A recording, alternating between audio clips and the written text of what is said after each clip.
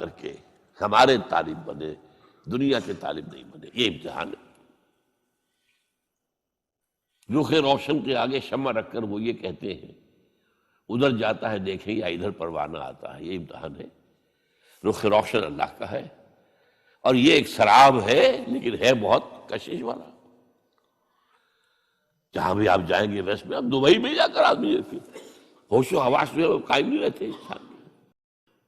تو آپ کے اتنے قریب آ گیا معاملہ. پہلے تو جا کے امریکہ جا کر دیکھنا ہوتا تھا، اب تو یہ لاہور سے 3 گھنٹے کی فلائٹ ہے. اللہ خیر صلی اللہ دیکھیے جا کر کس قدر پرکشش ہے. زندگی کا امتحان کتنا سخت ہو گیا. اس لیے کہ ظاہر بات ہے جتنی یہ پرکشش ہوگی اتنی ہی آپ کے گم ہو جانے کا امکان زیادہ ہوگا. کافر کی یہ پہچان کہ آفاق میں گم ہے، اور مومن کی یہ پہچان کہ گم اس میں ہے آفاق. وہ دنیا میں رہتا ہے لیکن دنیا سے بالاتر ہو کر رہتا ہے. بازار سے گزرا ہوں خریدار نہیں. یہ جو انسانی زندگی کا یہ جو دنیاوی حصہ ہے تو گویا کہ اس کا مقصد کیا ہے وہ واضح ہے. قرآن نے واضح کیا، ابتلا آزمائش. لنبلوکم ایکم احسن عملا. اس کام کے لیے ہم نے دنیا کے اندر آرائش بھی پیدا کر دی، زیبائش بھی پیدا کر دی. تمہارا امتحان ہے، تم ہم سے نہ لگاتے ہو، ہم سے محبت کرتے ہو. والذین آمنوا اشد حبا للہ، یا تمہارے دل پر تسلط ہو جاتا ہے اس دنیا کی اور مال و دولت کی محبت کا. بس تو گئے تو ادھر گئے یا ادھر آئے. either you are with us or against us. دنیا کے ہو گئے تو ہمارے خلاف آواز تو نہ رہے پھر. اب اس میں آپ کو گنواتا ہوں یہ امتحانات کڑے کون کون سے امتحان ہیں جن سے انسان گزرتا ہے، جس کا میں نے کہا ہے کامل مرقع ہے حضرت ابراہیم علیہ السلام کی شخصیت، ان کی زندگی. سب سے پہلا انسان کا امتحان جو ہے اس کے عقل کا، شعور کا، اس کے فہم کا، اس کی فطرت کا، اس کی جبلت کا. وہ کیا ہے؟ اس دنیا میں آنکھیں کھولنے کے بعد اللہ تعالیٰ پر ایمان لاتا ہے یا نہیں؟ اللہ کو پہچانتا ہے کہ نہیں؟ میرا خالق کون؟ میرا مالک کون؟ میرا پیدا کرنے والا کون؟ کون میرا محبوب ہے؟ کون میرا مقصود ہے؟ کون میرا مطلوب ہے؟ کون میرا حاکم ہے؟ کون میرا آقا ہے؟ کون ہے قانون دینے والا؟ کون ہے ہدایت دینے والا؟ یہ پہچان لینا عقل و فطرت کا پہلا امتحان ہے جس سے انسان گزرتا ہے. اور ظاہر بات یہ امتحان جتنا کسی ماحول میں گمراہی، شرک، کفر کے تہ برتہ اندھیرے ہوں گے اتنا ہی امتحان سخت ہوگا. آپ مسلمانوں کے ماحول میں رہ رہے ہیں تو ٹھیک ہے، مسلمان بھی اب دنیا پرست بن گئے ہیں یا جو بھی آپ کہیں. حقیقی مسلمان تو دیکھنے کو نہیں ملتا، پھر بھی بہرحال اسلام تو ہے نا. یہاں کسی نہ کسی دیکھ کو تو چیز کو تو اللہ یاد آ جاتا ہے. کبھی نہ کبھی تو کسی کی بات ہی دل میں اتر جاتی ہے. کوئی اللہ کا بندہ جو ہے خلوص و اخلاص سے کہتا ہے بات اور وہ آپ کے دل میں اتر گئی. آپ ایسے معاشرے کا تصور کیجیے جہاں سرے سے ہدایت ہے ہی نہیں، کفر ہی کفر ہے، شرک ہی شرک ہے، باطل ہی باطل ہے. اس میں ایک شخص آنکھ کھولے اور پھر وہاں وہ خالق حقیقی کو پہچان لے. یہ ہے سب سے بڑی کامیابی. آپ کو معلوم ہے قرآن مجید میں سورہ انعام میں پورا قصہ بیان ہوا ہے. جس ماحول میں کہ حضرت ابراہیم نے آنکھ کھولی ہے وہ ماحول کون سا ہے؟ ہر طرح کا شرک وہاں پر انتہائی درجے میں موجود تھا. سورج اور چاند اور ستاروں کی پرستش، بتوں کی پرستش اور سیاسی شرک. بادشاہ کہتا تھا میں خدا ہوں، نمرود جو دعویٰ تھا فرعون کا وہی اس کا تھا. کہیں سے کوئی توحید، کوئی اللہ کی بات، کوئی نیکی کی بات، کہیں کوئی روشنی، کوئی کرن اس معاشرے میں تھی؟ اس معاشرے میں خالص اللہ نے جو فطرت سلیمہ عطا کی تھی اور جو عقل سلیم عطا کیا تھا، اس کی روشنی میں سفر کرتے ہوئے ان تمام معبودوں کا انکار کر کے انی وجہت وجہی للذی فطر السماوات والارض حنیفا وانا من المشرکین، میں تمہارے ان معبودوں کو نہیں مانتا، میں ان کی نفی کرتا ہوں، ان سب کا باغی ہوں، یہ سب گمراہی ہے، میں نے اپنا رخ کر لیا ہے ہر طرف سے یکسو ہو کر اس ہستی کی طرف جو آسمان اور زمین کی خالق ہے۔ سورج کا بنانے والا، میں سورج کو نہیں پوچھتا، سورج کے بنانے والے کو پوچھتا ہوں۔ میں چاند کا پجاری نہیں ہوں، چاند کے خالق کا پجاری ہوں۔ یہ ستاروں کا میں پجاری نہیں ہوں، ستاروں کے پیدا کرنے والوں کا، والے کا میں پجاری ہوں، کائنات کا نہیں ہوں، کائنات کے خالق کا۔ انی وجہت وجہی للذی فطر السماوات والارض حنیفا وما انا من المشرکین۔ یہ پہلا امتحان ہے۔ دیکھیے اپنے اوپر قیاس نہ کیجیے، آپ کو جو اللہ نے پیدا کیا ہے مسلمانوں کے گھر میں، آپ کے ایک کان میں پیدا ہوتے ہی اذان کہہ دی گئی، دوسرے میں اقامت کہہ دی گئی، آخر کہیں نہ کہیں تو کوئی اثر اس کا ہوتا ہوگا نا، تبھی تو، ورنہ یہ بے مقصد تو کام نہیں، اگر حضور سے مسنون ہے یہ، کیا پتہ ہمارے تحت الشعور کی کون سی ٹیپ جو ہے وہ اس وقت چل رہی ہو اور اس کے اوپر جو ہے یہ نقش ہو گئے، کچھ نہیں کہہ سکتے۔ لیکن وہاں جو کچھ بھی نہیں تھا، کفری کفر، سیاسی شرک، مذہبی شرک، ستارہ پرستی کا شرک، بت پرستی کا شرک، اس میں ایک نوجوان، سلیم الفطرت نوجوان، اس نے ان تمام سے رخ موڑ کر ایک اللہ کی ہستی کی طرف۔ اب آپ سوچئے دوسرا امتحان آتا ہے، اب حق پر پہنچ تو گئے، حق پر کھڑے رہنا آسان نہیں ہے۔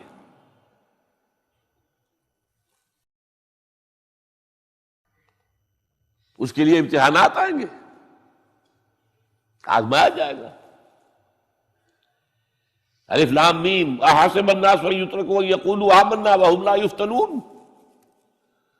وَلَقَدْ فَتَنَّا الَّذِينَ مِن قَبْلِهِمْ فَلَيَعْلَمَنَّ اللَّهُ الَّذِينَ صَدَقُوا وَلَيَعْلَمَنَّ الْكَاذِبِينَ۔ ہم تو آزماتے ہیں، پھر تم نے کہہ تو دیا ربی اللہ، اچھا آپ دیکھتے ہیں تمہیں جانچیں گے، پرکھیں گے، امتحان دیں گے تمہارا۔ وہ امتحان کیا تھا؟ اسی کو کہا نا سورۃ میں حامیم سجدہ، ان الذین قالوا ربنا اللہ ثم استقاموا، بے شک وہ لوگ جنہوں نے کہا ہمارا رب اللہ ہے اور پھر جم گئے۔ یہ جم جانا جو ہے اس استقامت میں قیامت مضمر ہے۔ سب سے پہلے گھر میں جنگ ہوئی، باپ کہتا ہے ابراہیم کیا اراغب انت عن آلہتی یا ابراہیم، اے ابراہیم یہ کیا تم میرے آلہہ، میرے جو معبود ہیں ان سے تم نے روگردانی کر دی ہے۔ اور ابراہیم سمجھا رہے ہیں یا ابت، ابا جان، انی قد جانی من العلم ما لم یاتک فاتبعنی اہدک صراطا سویا۔ ابا جان میرے پاس وہ علم آیا ہے جو آپ کے پاس نہیں آیا، مجھے اللہ نے وحی کے ذریعے سے ہدایت کاملہ عطا کر دی ہے، تو آپ کو میری پیروی کرنی پڑے گی۔ دیکھیے بات الٹی ہو رہی ہے، وہ باپ ہے تم بیٹے ہو، وہ کہہ سکتا ہے میں نے اپنے یہ بال دھوپ میں سفید کیے، تم کل کے بچے،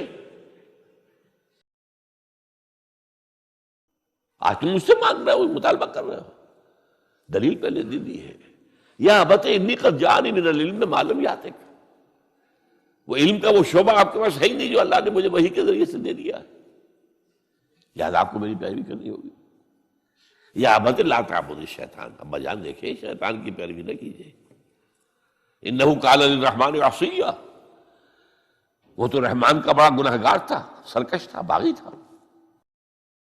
یا ابت انی اخاف ان یمسک عذاب من الرحمن فتکون للشیطان ولیا، ابا جان مجھے بڑا اندیشہ ہے کہ آپ کہیں اللہ کی نگاہ میں شیطان کے ساتھیوں میں شمار نہ ہو جائیں اور پھر آپ پر اللہ کا عذاب نہ آ جائے۔ لیکن جواب کیا دیا باپ نے؟ اراغب انت عن آلہتی یا ابراہیم لئن لم تنتہ لارجمنک واہجرنی ملیا۔ اے ابراہیم، میرے آلہہ، میرے معبودوں سے روگردانی کر رہا ہے، باز نہیں آؤ گے سنسار کر دوں گا، پتھر مار مار کے ہلاک کر دوں گا، اور نکل جاؤ، دفع ہو جاؤ میری نگاہوں کے سامنے سے۔ وہ فطرت سلیمہ کا حامل نوجوان کیا کہتا ہے؟ قال سلام علیک، اچھا ابا جان آپ پر سلامتی ہو، میں قال سلام علیک، میں جاتا ہوں، گھر چھوڑ کے جا رہا ہوں،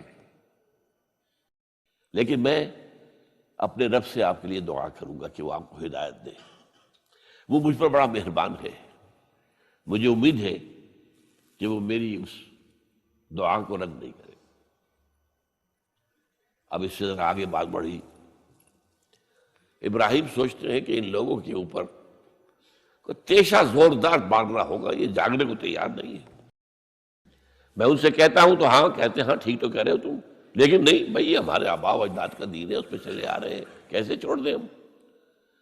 بات تو تمہاری ٹھیک لگتی ہے ابراہیم، تم بات تو صحیح کر رہے ہو، لیکن سورہ عنکبوت میں فرمایا مودۃ بینکم فی الحیات الدنیا، حضرت ابراہیم نے کہا تم اپنے دنیا کی زندگی کی محبتوں کی وجہ سے جکڑے ہوئے ہو، ورنہ تمہیں معلوم ہے میں نے کھول دیا تم پر کہ یہ سب بکواس ہے، یہ تمہارے عقائد جو ہیں بے بنیاد ہیں، لیکن دنیاوی محبتیں یہ تعلق جو ہے تمہیں کھڑا کیے ہوئے ہے۔ جب انہوں نے دیکھا کہ ان پر، وہ اقبال کا شعر ہے کہ پھول کی پتی سے کٹ سکتا ہے ہیرے کا جگر، مرد ناداں پر کلام نرم و نازک بے اثر، مرد ناداں پر کلام نرم و نازک، اس کے اوپر تو وہ ہتھوڑا چلانا پڑتا ہے، وہ ہتھوڑا چلانے کی سوچی۔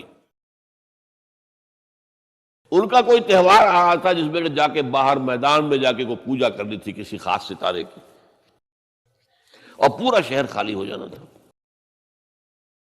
حضرت ابراہیم نے کہا میری طبیعت تو ٹھیک نہیں، میں تو آپ لوگوں کے ساتھ نہیں جاؤں گا، آپ جائیے۔ سب چلے گئے، پورا شہر خالی ہو گیا۔ اب انہوں نے ہاتھ میں ہتھوڑا لیا، وہ بت خانے میں گھس گئے اور سب بتوں کو توڑ کے چورا چورا کر دیا۔ لیکن طبیعت میں ایک عجیب قسم کا ایک مٹھاس والا مزاح تھا، تو اس ایک سب سے بڑے بت کو چھوڑ دیا اور اس کے کندھے پر وہ تیشہ رکھ دیا۔ اب جو وہ رات کو واپس آئے ہوں گے، آپ سوچئے ذرا، آج بھی ہندوستان کے شہر متھرا میں یا بنارس میں کہیں بتوں کے ساتھ کے کوئی حشر کر دے تو کیا قیامت آئے گی؟ کیا کیا؟ من فعل ھذا بآلہتنا، کون ہے وہ جس نے ہمارے معبودوں کا یہ حشر کیا ہے؟ بہت کچھ کر کے کچھ لوگ، ہاں ہم سنتے تھے ایک نوجوان جو ہے وہ کچھ ان کا ذکر کیا کرتا تھا ان بتوں کا کہ ان میں کچھ نہیں ہے، کچھ نہیں ہے، کچھ باغیانہ خیالات کا اظہار کیا کرتا تھا وہ ابراہیم۔ بلاؤ، حاضر کیا گیا، یا ابراہیم انت فعلت ھذا، کیا اب تم نے یہ؟ مجھ سے کیا پوچھتے، اس بڑے بت سے پوچھو، اس سے پوچھو، بھائی سارے ٹوٹے ہوئے، یہ سالم کھڑا ہے۔ اور نمبر دو جسے کہتے ہیں پولیس کی اصطلاح میں آلہ واردات، قتل کیا تھا تو کس چیز سے کیا تھا وہ بھی برآمد ہو گیا، وہ چھری بھی مل گئی ہے، اس پر خون کے دھبے بھی ہیں، اور آج تو آپ کو معلوم ہے کہ خون کے قطرے سے بھی پتہ چل جاتا ہے کہ کس کا خون تھا۔